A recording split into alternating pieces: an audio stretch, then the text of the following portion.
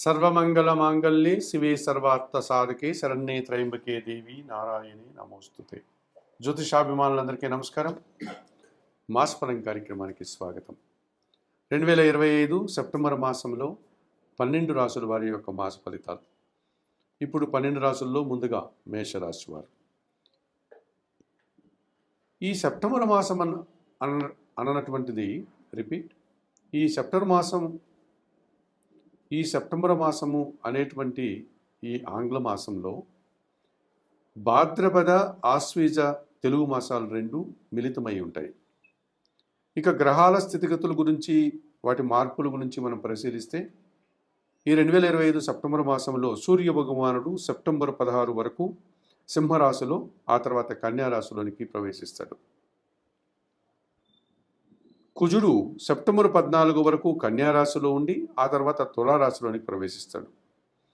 బుధగ్రహము September 15 వరకు సింహరాశిలో ఉండి ఆ తర్వాత కన్యారాశిలోనికి ప్రవేశిస్తాడు.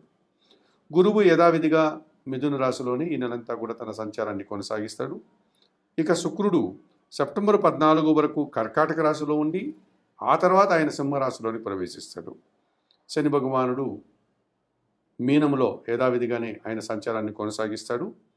ఇక రాహుకేతువులు రెండూ కూడా, రాహువు కుంభరాశిలో, కేతువు సింహరాశిలో తన సంచారాన్ని కొనసాగిస్తారు.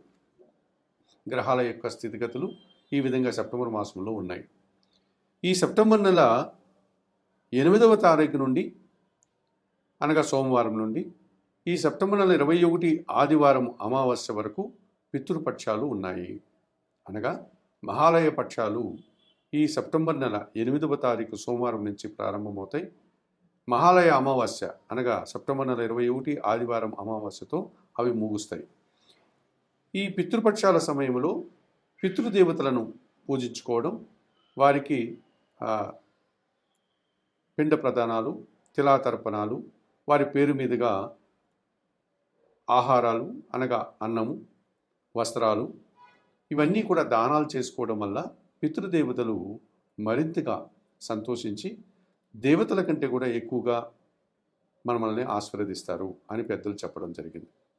ఈ పితృదేవత అర్చన కోసమే ఈ 15 రోజులు పితృపక్షాలని మన పెద్దవాళ్ళు నిర్ణయించడం జరిగింది. కనుక ప్రేక్షకులు, ఈ జ్యోతిషాభిమానులందరూ కూడా ఈ సమయాన్ని సద్వినియోగం చేసుకుని పితృదేవతల యొక్క ఆశీస్సులు పొందవచ్చు. ఇక సెప్టెంబర్ నెల 7వ తారీఖు అనగా ఆదివారం రోజు రాత్రి 10 గంటలకు సంపూర్ణ చంద్రగ్రహణం ఉంది. అది పూర్వభద్ర నక్షత్రంలో కుంభరాశిలో రాహుగ్రస్త చంద్రగ్రహణం ఏర్పడుతుంది. సెప్టెంబర్ నెల 7వ తారీఖు ఆదివారం రాత్రి 10 గంటలకు ప్రారంభమయ్యేటువంటి ఈ సంపూర్ణ చంద్రగ్రహణం 8వ తారీఖు అనగా సోమవారం తెల్లవారుజాములో 1 గంట 20 నిమిషములకు ఈ చంద్రగ్రహణం ముగుస్తుంది. అనగా చంద్రగ్రహణం యొక్క పూర్తి నిడివి 3 గంటల 20 నిమిషంలో. 7వ తారీఖు రాత్రి 10 గంటలకు ప్రారంభమై 8వ తారీఖు 1 గంట 20 నిమిషాలకు చంద్రగ్రహణం పూర్తవుతుంది. ఈ చంద్రగ్రహణం రాత్రిపూట అవుతోంది. ఆ రోజు పౌర్ణమి కనుక ఎవరికి ఎటువంటి సమస్యలు రావడానికి అవకాశం లేదు. అయితే చంద్రగ్రహణ సమయానికి ముందుగానే అందరూ ఆహారాది కార్యక్రమాలంతా ముగించుకొని ప్రశాంతంగా నిద్రపోవచ్చు. ఎవరైనా చంద్రగ్రహణ సమయంలో మేల్కొని ఉండే సందర్భం ఏర్పడితే వారు, ఇది రాహుగ్రస్త చంద్రగ్రహణం పూర్వభద్రలో ఏర్పడుతోంది కనుక దక్షిణామూర్తి శ్లోకాలు చదువుకోవడం, అలాగే శ్రీదేవి ఖడ్గమాల స్తోత్రం కానీ శ్రీ సూక్తం కానీ చదువుకోండి. లలిత సహస్రనామ స్తోత్రాన్ని చదువుకోవడం వల్ల వారు కాస్త ప్రశాంతంగా ఉండగలుగుతారు. ఇక ఇళ్లలో ఉన్నటువంటి ఆహార పదార్థాలు, బియ్యము, పప్పులు, కాయగూరలు, పండ్లు, వీటి మీద దర్భపోసలను పెట్టి ఆ మరుసటి రోజు సోమవారం తెల్లవారుజాములో సూర్యోదయ సమయానికి అందరూ నిద్రలేసి ఇంటిని శుభ్రం చేసుకొని స్నానం ఆచరించి ఆ దర్భపోసలను తీసి పడవేసి ఆ ఆహార పదార్థాలన్నీ యథావిధిగా వాడుకోవచ్చును.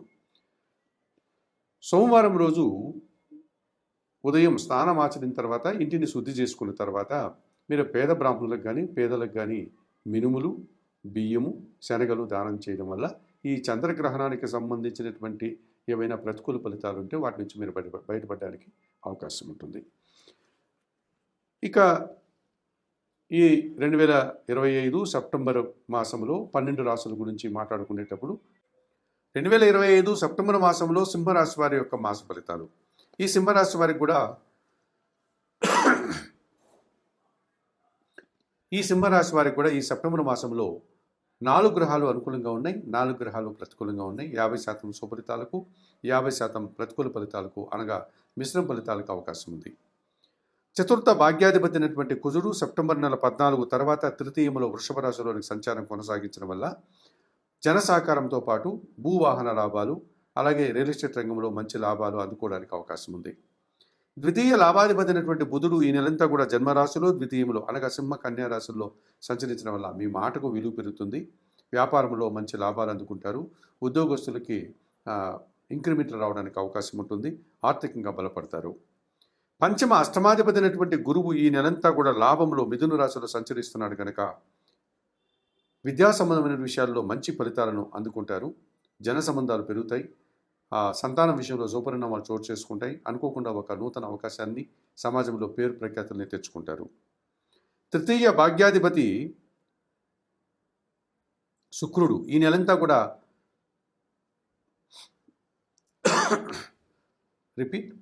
తృతీయ భాగ్యాధిపతి అయినటువంటి శుక్రుడు ఈ నెలంతా కూడా వ్యయములోను జన్మరాశిలోను కనుక కర్కాటక సింహరాశుల్లో సంచరించడం వల్ల సృజన సహకారంతో చాలా పనులు మీరు పూర్తి చేస్తారు. వృత్తి ఉద్యోగ వ్యాపారాల్లో అభివృద్ధిని, ఆదాయాన్ని సాధించుకోగలుగుతారు.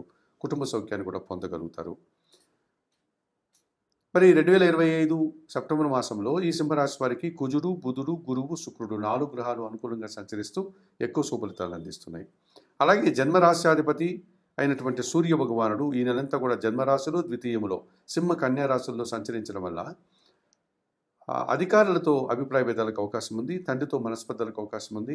ప్రభుత్వం నుంచి రావాల్సిన ఆదాయం కూడా వాయిదా పడుతుంది. సప్తమాధిపతి అయినటువంటి శని అష్టమంలో మీనములో ఈ నెలంతా సంచరిస్తున్నాడు.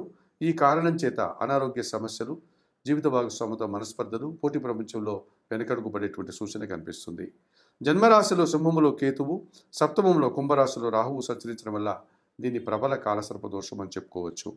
ఈ రకంగా అనుకున్న పనులు అనుకోకుండా ఆటంకాలతో, నిరాశతో, అశాంతితో కాలం గడిపే పరిస్థితి సింహరాశి వాళ్ళకి ఈ రాహుకేతువుల వల్ల ఉంటుంది. 2025 సెప్టెంబర్ మాసంలో సింహరాశి వారు తప్పనిసరిగా జన్మరాశిలో కేతువు, సప్తమంలో రాహుదోషం నుంచి బయటపడడానికి శ్రీకాళహస్తీశ్వర ఆలయానికి వెళ్ళి అక్కడ అందుబాటులో ఉండే రాహుకేతు పూజలు నిర్వర్తించుకోండి. అలాగే అష్టమ శని దోషం నుంచి బయటపడడానికి శనీశ్వర దర్శనం, అవకాశం లేకపోతే ఆంజనేయ స్వామిని శనివారం రోజు దర్శించి స్వామివారికి తమలపాకుడు పూజ నిర్వహించండి. సుందరకాండ పారాయణం చేయండి. అలాగే జన్మరాశిలో రవి సంచరిస్తున్నాడు కదా, సూర్య ఆరాధన, సూర్య భగవానుడి ప్రీత్యర్థం గోధుమలు దానం చేయడం వల్ల మరింతగా మంచి ఫలితాలను అందుకోగలుగుతారు. 2025 సెప్టెంబర్ మాసంలో కుంభరాశి వారి యొక్క మాస ఫలితాలు. ఈ కుంభరాశి వారికి 2 గ్రహాలు మాత్రమే అనుకూలంగా సంచరిస్తూ 20 నుంచి 30% సుఫలితాలు అందిస్తున్నాయి. 6 గ్రహాలు ప్రతికూలంగా సంచరిస్తూ 60 నుంచి 70% ప్రతికూల ఫలితాలకు అవకాశం ఉంటుంది. గ్రహాలు ప్రతికూలంగా ఉండే సమయంలో ఈ కుంభరాశి వారు మౌనం వహించాలి. తమ పని తాము చేసుకుంటూ వెళ్ళాలి. భగవంతుని మీద భారం వేయాలి. రాబోయే మంచి రోజుల కోసం నిరీక్షించాల్సి ఉంటుంది.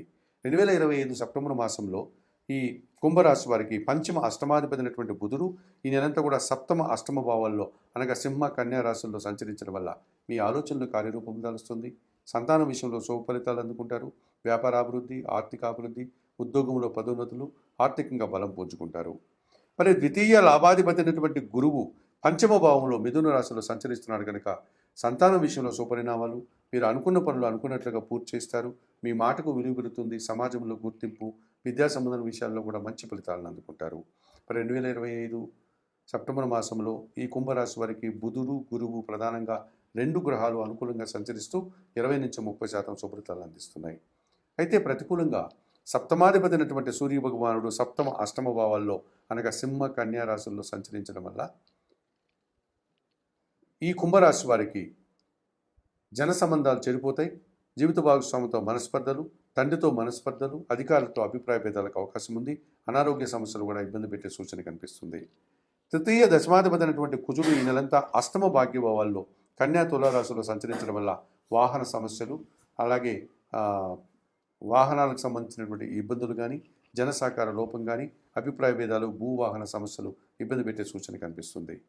చతుర్థ భాగ్యాధిపతి అయినటువంటి శుక్రుడు సప్తమ భావాలు అనగా కర్కాటక సింహరాశుల్లో ఉండడం వల్ల స్త్రీలతో మనస్పర్ధలు, అభిప్రాయ భేదాలు, చిన్న చిన్న అవమానాలకు అవకాశం ఉంది.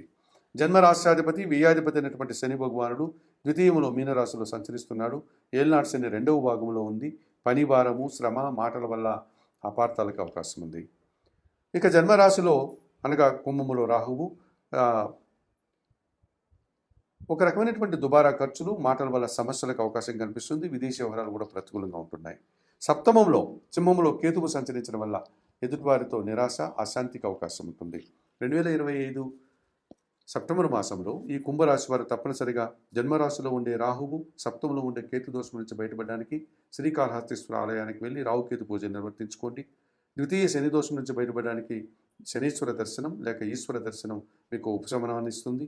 సప్తమ శుక్రదోషం నుంచి బయటపడడానికి లక్ష్మీదేవి దర్శనం, కనకదారా స్తోత్రం పారాయణం, అలసందలను అనగా బొబ్బర్లను శుక్రవారం రోజు పేదవారికి దానం చేయడం వల్ల కాస్త ప్రశాంతంగా ఉండగలుగుతారు. అష్టమ కుజదోషం నుంచి బయటపడడానికి సుబ్రహ్మణ్య స్వామి దర్శనం, సుబ్రహ్మణ్య స్వామికి అభిషేకం, ఎర్రటి పండ్లు దానం చేయడం వల్ల ప్రశాంతంగా ఉంటారు. సప్తమ రవిదోషం నుంచి బయటపడడానికి నిత్యం సూర్య భగవాని దర్శనం, సూర్యాష్టక పారాయణం వల్ల మరింతగా మంచి ఫలితాలను అందుకోగలుగుతారు.